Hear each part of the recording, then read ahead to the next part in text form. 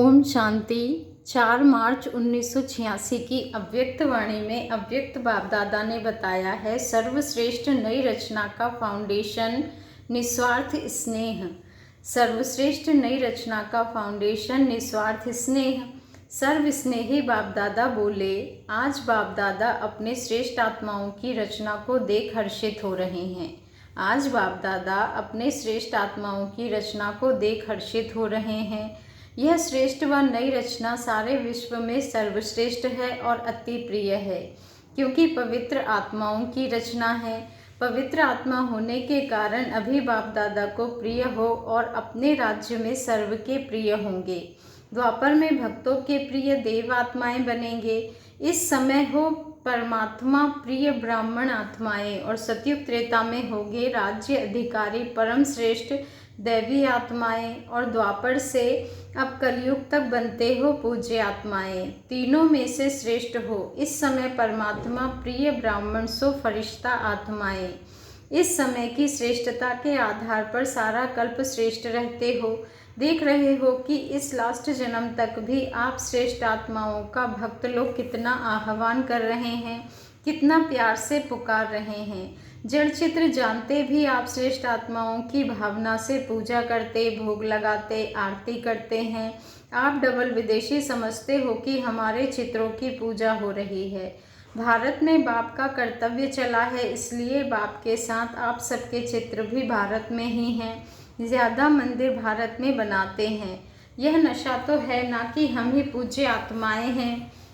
बाबा कहते हैं, सेवा के लिए चारों ओर विश्व में बिखर गए थे। कोई अमेरिका तो कोई अफ्रीका पहुंच गए, लेकिन किस लिए गए हो? इस समय सेवा के संस्कार स्नेह के संस्कार हैं। सेवा की विशेषता है ही स्नेह। जब तक ज्ञान के साथ रूहानी स्नेह की अनुभूति नहीं होती तो ज्ञान कोई नहीं सुनेगा। आप सब डबल विदेशी बाप के बने तो आप सबका फाउंडेशन क्या रहा? बाप का स्नेह, परिवार का स्नेह, दिल का स्नेह, निस्वार्थ स्नेह। इसने श्रेष्ठ आत्मा बनाया तो सेवा का पहला सफलता का स्वरूप हुआ स्नेह। जब स्नेह में बाप के बन जाते हो तो फिर कोई भी ज्ञान की पॉइंट सहज स्पष्ट होती जाती है। जो स्नेह में नहीं आता वह सिर्फ ज्ञान को धारण कर आगे बढ़ने में समय भी लेता, मेहनत भी लेता, क्योंकि उनकी वृत्ति क्यों, क्या, ऐसा, कैसे इसमें ज़्यादा चली जाती है। और स्नेह में जब लवलीन हो जाते हैं तो स्नेह के कारण बाप का हर बोल स्नेह ही लगता।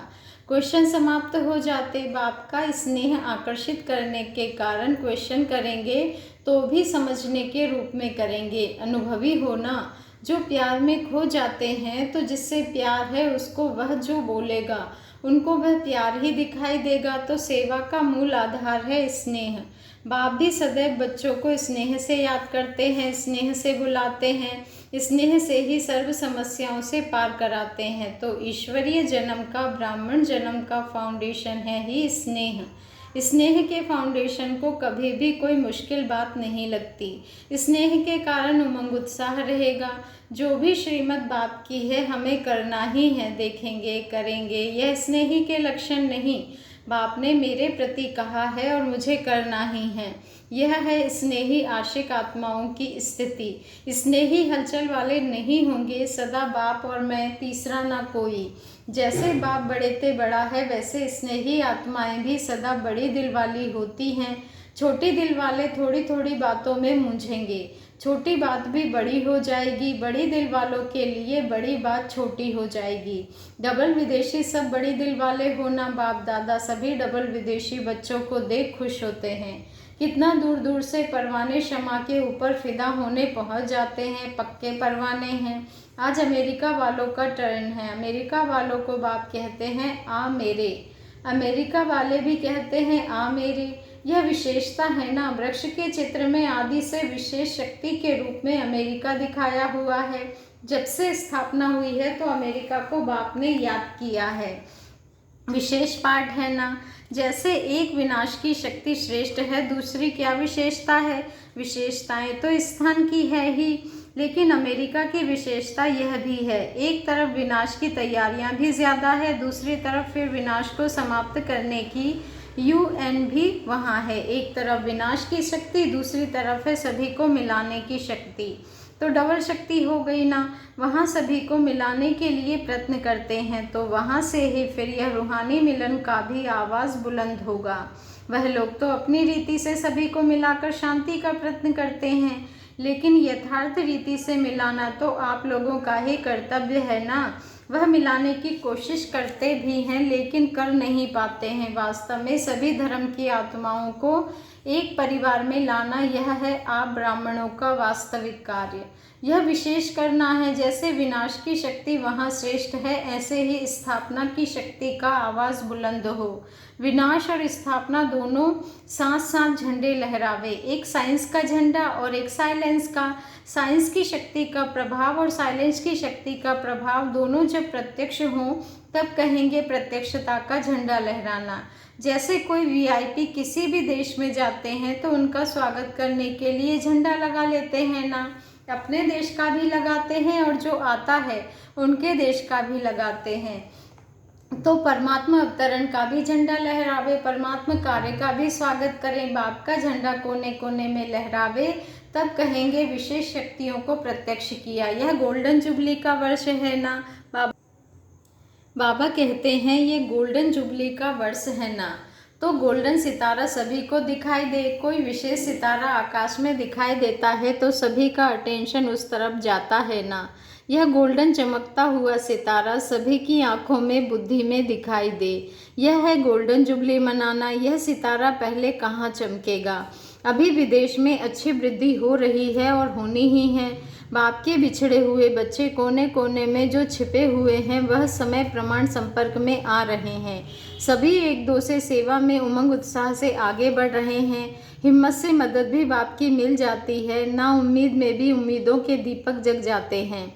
दुनिया वाले सोचते हैं यह होना तो असंभव है, बहुत मुश्किल है, और लगन निर्विघ्न बनाकर उड़ते पंछी के समान उड़ाते पहुंचा देती है। डबल उड़ान से पहुँचे होना एक प्लेन, दूसरा बुद्धि का विमान। हिम्मत उमंग के पंख जब लग जाते हैं तो जहाँ भी उड़ना चाहे उड़ सकते हैं। बच्चों की हिम्मत पर बाप दादा सदा बच्चों की महिमा करते हैं। हिम्मत रखने से एक से दूसरा दीपक जगते माला तो बन गई है ना। मोहब्बत से जो मेहनत करते हैं उसका फल बहुत अच्छा निकलता है। यह सभी के सहयोग की विशेषता है। कोई भी बात हो, लेकिन पहले दृढ़ता स्नेह का संगठन चाहिए, उससे सफलता प्रत्यक्ष रूप में दिखाई देती है। दृढ़ता कलराठी जमीन में भी फल पैदा कर सकती है। आजकल साइंस वाले भी रेत में भी फल पैदा करने का प्रयत्न कर रहे हैं, तो साइलेंस की शक्ति क्या नहीं कर सकती है। जिस धरनी को स्नेह का पानी मिलता है, वहाँ के फल बड़े भी होते हैं और स्वादिष्ट भी होते हैं। जैसे स्वर्ग में बड़े बड़े फल और टेस्टी भी अच्छे होते हैं और अच्छे भी लगते हैं। विदेश में बड़े फल होते हैं लेकिन टेस्टी नहीं होते। फल की शक्ल बहुत अच्छी होती लेकिन टेस्ट नहीं। भारत के फल छोटे होते लेकिन टेस्ट अच्छी होती है। बाबा ने कहा फाउंडेशन तो सब यहाँ ही पड़ता। जिस सेंटर पर स्नेह का पानी मिलता है वह सेंटर सदा फलीभूत होता है, सेवा में भी और साथियों में भी। बाबा कहते हैं स्वर्ग में शुद्ध पानी शुद्ध धरती होगी, तब ऐसे फल मिलते हैं। जहाँ स्नेह है वहाँ वायुमंडल अर्थात धरनी श्रेष्ठ होती है। वैसे भी जब कोई डिस्टर्ब होता है तो क्या कहते हैं, मुझे और कुछ नहीं चाहिए, सिर्फ स्नेह चाहिए। तो डिस्टर्ब होने से बचने का साधन भी स्नेह ही है। बाप दादा को सबसे बड़ी खुशी इस बात की है कि खोए हुए बच्चे फिर से आ गए हैं। अगर आप वहाँ नहीं पहुँचते तो सेवा कैसे होती। इसलिए बिछुड़ना भी कल्याणकारी हो गया और मिलना तो है ही कल्याणकारी। अपने अपने स्थान पर सब अच्छे उमंग से आगे बढ़ रहे हैं और सभी के अंदर एक लक्ष्य है कि बाप दादा की जो एक ही आश है कि सर्व आत्माओं को अनाथ से सनाथ बना दें। यह आश हम पूर्ण करें। सभी ने मिलकर जो शांति के लिए विशेष प्रोग्राम बनाया है वह भी अच्छा है। कम से कम सभी को थोड़ा साइलेंस में रहने का अभ्यास कराने के निमित्त तो बन जाएंगे। अगर कोई सही रीति से 1 मिनट भी साइलेंस का अभ्यास करे तो वह 1 मिनट का साइलेंस का अनुभव बार बार उनको स्वतः ही खींचता रहेगा। क्योंकि सभी को शांति चाहिए लेकिन विधि नहीं आती है, संग नहीं मिलता है, जबकि शांति प्रिय सब आत्माएं हैं। तो ऐसी आत्माओं को शांति की अनुभूति होने से स्वतः ही आकर्षित होते रहेंगे। हर स्थान पर अपने अपने विशेष कार्य करने वाले अच्छी निमित्त बनी हुई श्रेष्ठ आत्माएं हैं।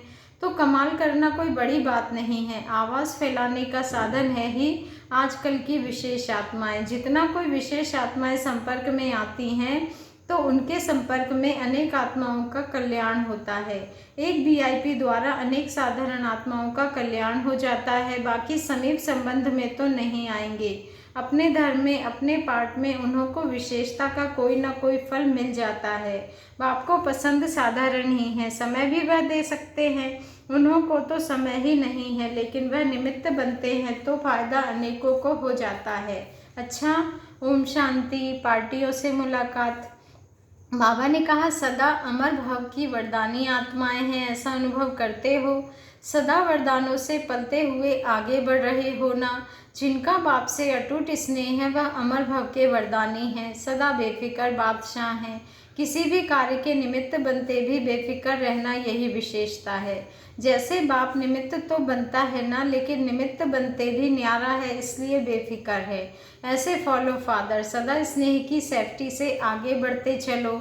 स्नेह के आधार पर बाप सदा सेफ कर आगे उड़ा के ले जा रहा है, यह भी अटल निश्चय है ना। स्नेह का रूहानी संबंध जुट गया, इसी रूहानी संबंध से कितना एक दो के प्रिय हो गए। बाप दादा ने माताओं को एक शब्द की बहुत सहज बात बताई है। एक शब्द याद करो, मेरा बाबा। बस मेरा बाबा कहा और सब खजाने मिले।